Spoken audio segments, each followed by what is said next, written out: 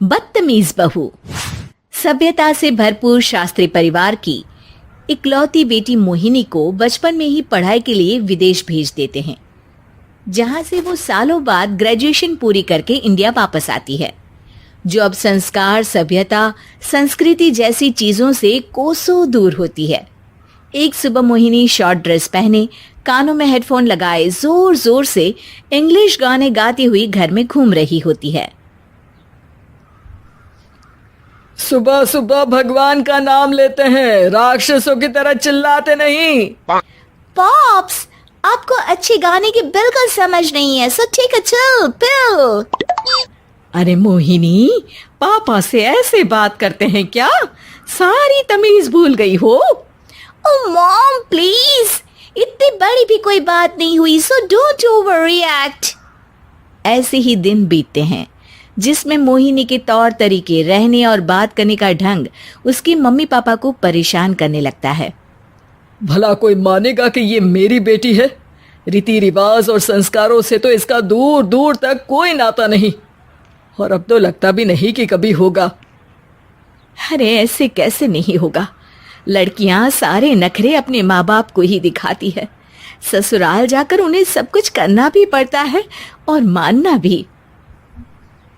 पत्नी की बात शास्त्री जी समझ जाते हैं और कुछ ही दिनों में अपने से भी ज्यादा धार्मिक परिवार में निखिल के साथ मोहिनी का रिश्ता पक्का कर देते हैं। रिश्ता तो पक्का कर दिया, पर यहाँ मोहिनी को कैसे मनाएंगे? शादी ब्याह के मामले में आटे में नमक जितना झूठ तो चलता है जी।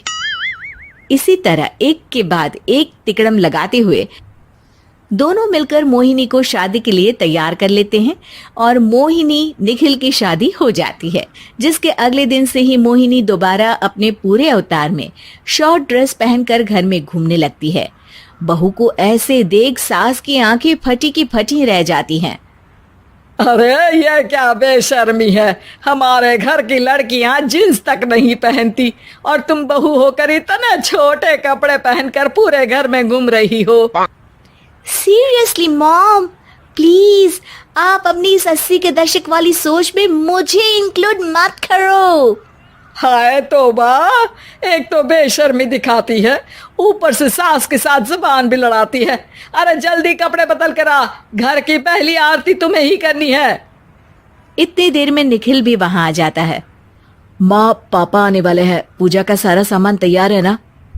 ये पूजा हमेशा मेरे बॉयफ्रेंड्स के पीछे पड़ी रहती थी और अब हस्बैंड के पीछे भी आ गई।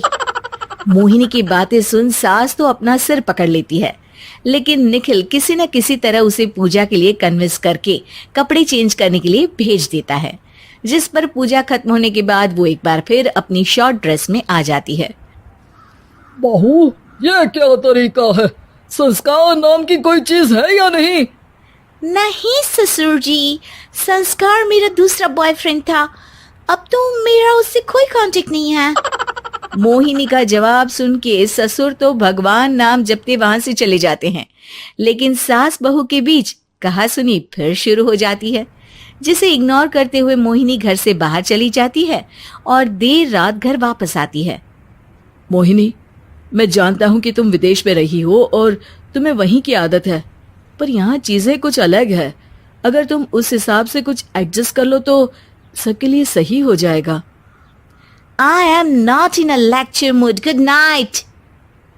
अगली सुबह मोहिनी देर से उठकर एक बार फिर उसी तरह सबके सामने आती है, जिस पर उसकी सास कुछ बोले उससे पहले ही मोहिनी की दोस्त मोनिका और रेचल वहां आ जाती हैं। Oh hi darling, how are you? OMG, we missed you so much. I missed you too darling. Ram Ram, इन्होंने तो तुमसे भी छोटे कपड़े पहने हैं। अरे तुम लोगों के अंदर कोई शर्म लिहाज बाकी भी है या सब बेच खाई? मोहिनी, तुम्हारी मेड कुछ ज्यादा नहीं बोलती? इस पर मोहिनी की दोस्त उसकी सास का मजाक बनाने लगती है, जिसे सुन निखिल उन्हें जवाब देते हुए कड़वे शब्द सुना देता है और वो सुन के वो दोनों तो मुंह बनाए वहां से चली जाती है, लेकिन गुस्से से लाल मोहिनी वहीं खड़ी निखिल को घूरती रहती है। घूर क्या रही हो? तुमसे शादी की ये सोचकर कि विदेश में पढ़ी लिखी हो, घर में कोई पॉजिटिव चेंज लाओगी, अपनी करियर के लिए एम्बिशियस होगी, पर अपने इस बिहेवियर से उस पढ़ाई के साथ साथ अपने मम्मी पापा के नाम को भी डुबो रही हो। अगर तुम्हें ऐसे ही हाल रखना है तो यहाँ रहने की कोई जरूरत नहीं है। निखिल की बातें सुनकर मोहिनी रोते हुए घर छोड़कर अपनी मम्मी पापा के पास वापस आ जाती है। ससुराल में सब कुछ ठीक तो है? वो अपने आप को समझते क्या है? मोहिनी पर चिल्ला रहे हैं? मैं क्यों उसके इशारों पर चलूं? मैं अपनी लाइफ अपने तरीके से जीना चाहती हूँ और वो ना आप लोगों को मंजूर था और ना ही उन्हें है। तुम यहाँ नहीं रह सकती। अपने पापा की बात सुन के मोहिनी हैरान रह जाती है। हाँ, तुमने बिल्कुल सही सुना। अगर तुम्हें अपने इस घमंड, बेशर्मी और बदतमीजी में ही जीना है तो तुम यहाँ भी नहीं रह सकती। बेटी, मैं मानता हूँ हमारे यहाँ रीति रिवाज बहुत मायने रखते हैं और हमने उन्हीं के ओवरडोज से बचाने के लिए तुम्हें विदेश भेजा था। एक लड़की जो शादी करके घर और बच्चे संभालती है, उससे तुम अपने आप को ज्यादा समझ सको इसके लिए भेजा था। तुम उससे ज्यादा समझो और बनो, पर तुम तो किसी दूसरी ही ट्रेन में चढ़ गई बेटा। उसके मम्मी पापा बहुत देर तक मोहिनी को सारी बातें समझाते हैं, जिन्हें सुनकर मोहिनी को अपनी गलती का एहसास होता है। वो जॉब ज्वाइन कर लेती है और ससुराल वापस आकर उन्हें मॉडर्न बनाती है और खुद भी कुछ रिवाज सीखते हुए खुशी से रहने लगती है।